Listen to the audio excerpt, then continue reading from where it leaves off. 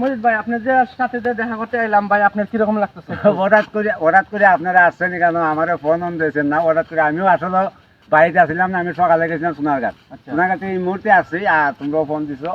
যাই হোক, আসো, অবশ্যই আমি খুশি হয়েছি তোমরা যে আইসো। তবে সবচেয়ে বেশি ভালো হইতো তোমরা যদি আমার ফোন দিয়ে আইতা। ভাই ফোন দেওয়া পাইলে তো আপনি সাবস্ক্রাইব হইতেন না, যেভাবে একটা দেখে একটা খুশি হঠাৎ করে তো এটা তো আর হইতেন না। দেখে সার্ভেস দেওয়া হইলো আমার। এটা একটা surprise। হয়, হয়। মনে হয় না যে আপনার উদ্দেশ্য আইছে, আমরা ভিডিও বানাইতে আইছিলাম, কই যাও আইসি তো মধ্যে জায়গাতে মধ্যে সাথে দেখা করে যাইমু। তো ফোন মেসেঞ্জার লক করছিলাম, লক যে কোনো হইছে না, যে কোনো একটা সমস্যার কারণে।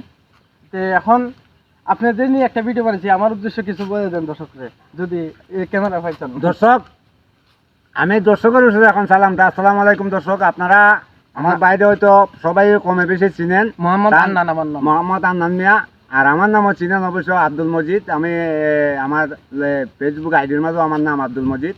তো ওনারে আসলে আমি আগে হয়তো ওনার সাথে আমার পরিচিত হইতো না, হঠাৎ করে মোস্তফা আমার ওনার লোক আমার অ্যাড করে দিয়া ওনার সাথে আমার পরিচিত করেছে।